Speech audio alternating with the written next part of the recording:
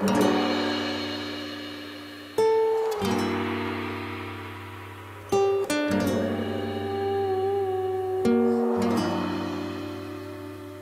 Scarlet Letter is a tale about Hester Prynne, but the story begins before the story begins, and what I mean by that is first comes the introduction, as told by our narrator, who works in a custom house in 19th century Boston. One slow day, he finds some documents hidden in the attic, bundled in a letter A, that tell the story of the aforementioned Hester Dane, which he decides to recount in kind. And now we're all caught up, no more need to rewind. Hester's story is set in the Puritan settlement that was 17th century Boston, where she's being led from the town prison, holding her baby daughter Pearl with an A in her chest for the world to see, which we quickly learn stands for adulterer, cause turns out H is married, but came from Europe first, but then her hubby never showed, after which she got pregnant, which is when the problems arose. And why the town folk have assembled together around the town central scaffold to heckle H as part of her punishment, the other part being the A, which she'll be encumbered with for the rest of her days. While she's standing on stage, she's amazed to look out and see her estranged husband in the crowd finally just arrived. He'd been kidnapped by Native Americans but survived, now calling himself Roger Chillingworth, identity concealed cause his feelings are hurt from what's happened with his wife, so he swears revenge. Settles in Boston to practice medicine, but who's Pearl's father is the obvious question. Well, after this break there'll be no more second guessing. She wears an A on her chest, in red that stands for adulteress, imposed on her by the town folk.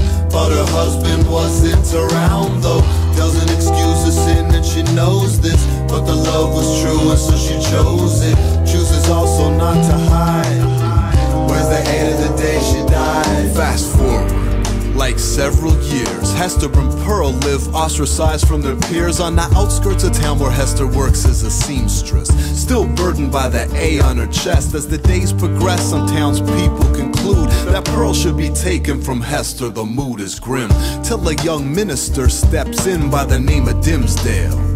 He intervenes on behalf of Hester and Pete, which keeps them together, but meanwhile he's not looking so hot. In fact, he's wasting away from strange heart troubles, feeling the pain in his chest. From psychological stress, Chillingworth moves in with him to assist as his doctor, but he's got ulterior motives, suspects Dimsdale's involved with H, but needs to know this for certain, which he does soon enough, cause while Dimsdale's sleeping, he creeps up and pushes his shirt aside, exposing his chest. We're not sure what he sees, but we can guess, based on his reaction, there's some sort of mark there, similar to the one Hester wears on her bosom, thus confirming the connection between the two that Chillingworth had suspected. They had an affair, then D felt guilt, which caused stress, after which he fell ill. This same guilt which has left D baffled leads him one evening to mount the same scaffold, where Hester was punished back at the beginning. His goal in going is to atone for his sinning. While he's up there, who should walk by but Hester and Pearl? They join the poor guy, hold hands and briefly feel like a family. P candidly asks him, will he gladly agree to be seen with him there tomorrow in the daylight? He says no, and right then a great light flashes overhead, illuminating the sky. A meteor that paints a red A as it passes by, revealing the connection between the three, which is seen by the lurking Dr. C.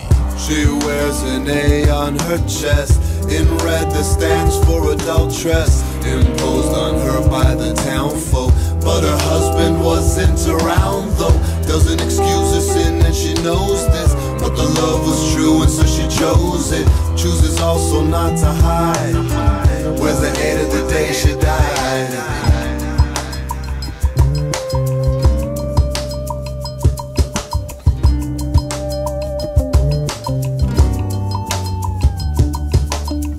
Hester pleads with C to stop tormenting D, but he replies negatively, so she decides to take matters in her own hands and tell D that C's her husband is the plan. They meet in the forest far from the town's eyes, where she gives him the lowdown, much to his surprise. Initially he's pissed, but then she starts sobbing, so he forgives her and they start plotting to head to Europe and make their escape on a ship that's sailing in 4 days. Plan made that relieved and feel better letter H lets down her hair and removes the letter, which alters her appearance to such an extent that her own daughter fears it. She puts it back on and they plan for their getaway, but the day before there's a huge town holiday at which Dimsdale preaches a sermon. His best one ever is the word in the church, but in the meantime Hester's learned some bad news. Chillingworth has caught wind of their ruse and booked passage on the very same vessel, but as Dee leaves the church he once again passes the scaffold. Standing before it is Hester and Pearl. Quickly he grabs them and confesses to the world. From the stage, the nature of the relationship tears off his garment, exposing the mark on his chest. Pearl kisses her father while the town's in shock, then Dimsdale dies on the spot. Object of his revenge, no longer here.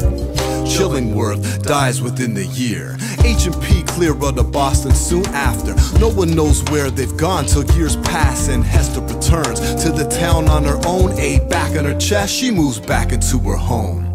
She lives quietly, doing charitable work, till years later she dies and is buried in the earth. Just feet from her lover Dimsdale's grave, but with enough space to remind us what the A stood for in the first place. And in fact they share a tombstone with the words engraved, A in red on the background of black. And that's the tale of the Scarlet Letter Rap.